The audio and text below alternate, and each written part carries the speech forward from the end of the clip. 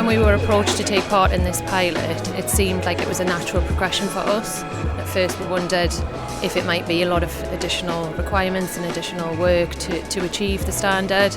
But actually, when we received the gap analysis and started looking at the report on the difference between the two standards, we realised that we were already achieving at a high level, and we weren't too far off actually achieving that. You are listening to Inclusive Service Kitemark, a series from The Standard Show, the podcast that brings you the stories behind the standards. It gives us a lot of confidence, especially in terms of the work that we do. We know that we already provide an excellent service for our customers, and that feeds right through the organisation for us. Especially, my role fits within the vulnerability team, so it's great to be able to say that we've achieved this standard and we can be confident that we're doing the best to respond to our customers' needs. Hello, this is Matthew Childs, and welcome to Inclusive Service Kitemark, a series from The Standard Show, a series which showcases the experiences of organisations who have achieved this particular kite mark. Now, we can all become vulnerable at any time. This can be through disability, ill health, financial hardship, or life events such as relationship breakdown. But with the right practices in place, being in a vulnerable situation doesn't mean it has to be more difficult to make smart and informed choices. So, to help consumers have confidence in services when they need them most, and to allow organisations to demonstrate their best inclusive service practices, BSI created the Inclusive Service Kitemark scheme. The scheme combines the best practice from the international standard ISO 22458 for consumer vulnerability and the requirement of some of the UK's leading regulatory bodies. It's all about helping organisations to do the right thing when it comes to inclusive service. The BSI Kitemark has been informing the decision-making of consumers and organisations for over 100 years. It's recognised as a symbol of quality, safety and trust. Kitemark certification means that a claim about a product or service has been independently and repeatedly tested by experts. In this series, you'll hear organisations describe some of the improvements they made to the way they do things to achieve the Inclusive Service Kitemark, what achieving the Kitemark has meant to them in terms of delivering positive outcomes for consumers, and the advice they would give to other organisations looking to start their own journeys to achieve this Kitemark. This episode of the series is about the experiences of Northern Gas Networks. They deliver gas to 2.7 million homes and businesses in England's northeast, northern Cumbria and much of Yorkshire. And the voice you heard at the top of the episode was that of Northern Gas Network's Social Strategy Programme Manager, Laura Ratcliffe, speaking to me at an event celebrating NGN as one of the first organisations to achieve the Inclusive Service Kitemark. All about Northern Gas Network's motivations for wanting to achieve it. Now, a reminder that you can subscribe to The Standard Show wherever you get your podcasts. You can find and follow us on social media too. All of the details are in the show notes. And the show notes is also where you can find links to more information about the Kitemark and other content featured in this episode. So, after the Kitemark celebration event, I caught up with Laura and her colleague Jill Walker, who is the Social Strategy Project Manager at Northern Gas Networks, to talk more about the importance of the Kitemark for NGN. But I started by asking Laura about what they'd done to communicate their success. We're in talks with our web designer about adding the Kitemark to our website and ensuring that we explain what the Kitemark means for our customers.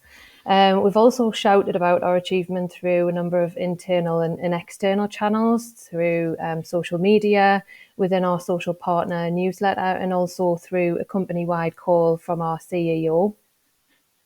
Fantastic stuff. Now, Jill, I want to start with you. I want to talk about the Kitemark scheme itself and how easy you found it following the scheme and assessing it against your organisation's processes. So, quite sort of surprised to say this, but quite easy. So Northern Gas Networks previously held BSI 18477. Obviously, we'd held that since 2018, so that really stood us in good stead to achieve the Kitemark.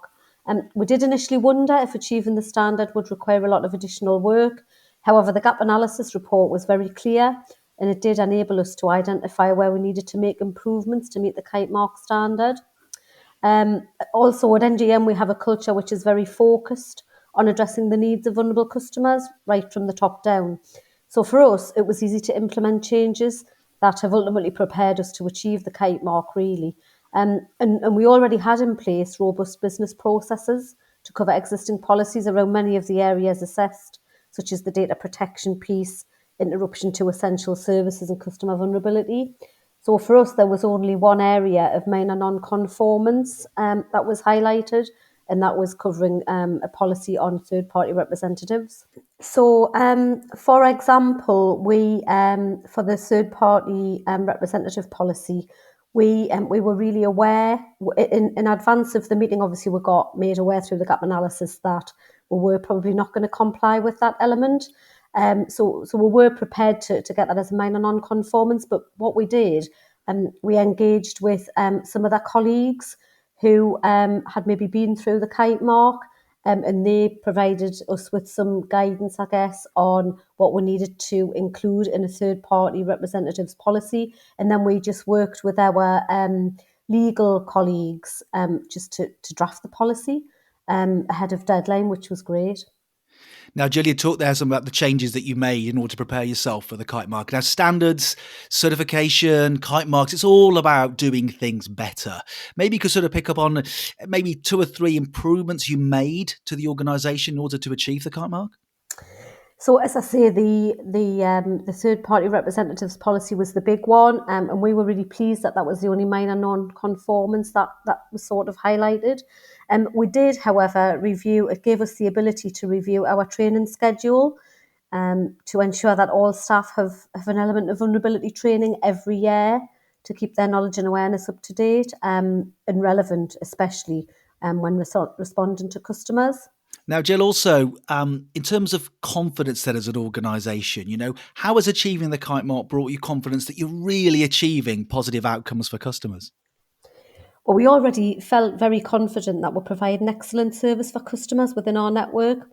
A previous auditor had praised us on our level of commitment from an inclusive service point of view, and we're also credited as being one of the best in class at the time. Another indicator of achieving positive outcomes is that we consistently achieve high customer satisfaction scores within Northern Gas networks. And the Kitemark scheme just really confirmed that we are delivering at this high level, and we've now got the certificate to demonstrate this. And the Kitemark also gives us confidence that we are well attuned to the needs of our customers and able to respond appropriately. We can have optimism about our investments, so addressing gaps and also reaching customers through our partners, including some real small grassroots localised projects.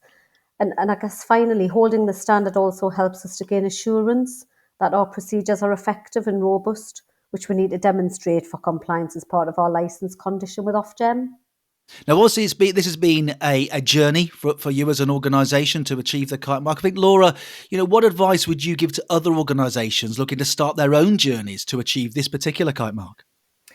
I think mostly the biggest part of advice that we could give is to not to recreate the wheel.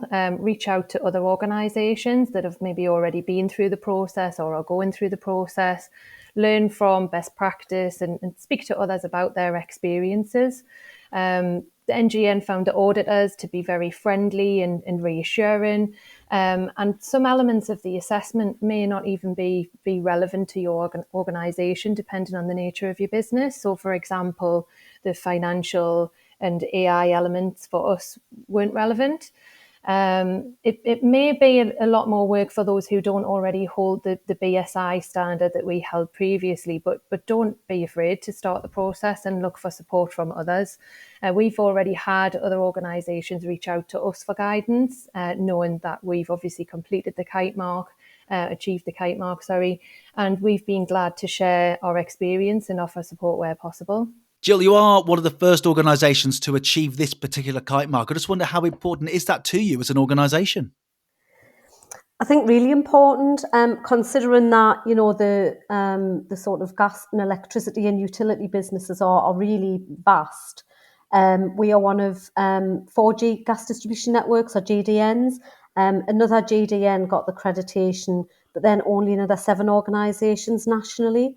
And I'm not aware that there was any electricity distribution network operators in there, or many, if any, suppliers, gas or electricity suppliers.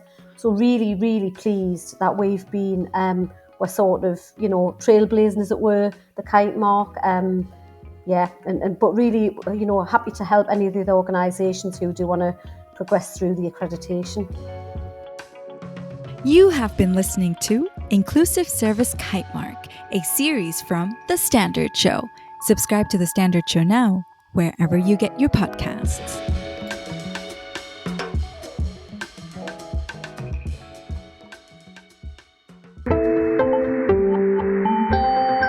You just heard a Stripped Media production.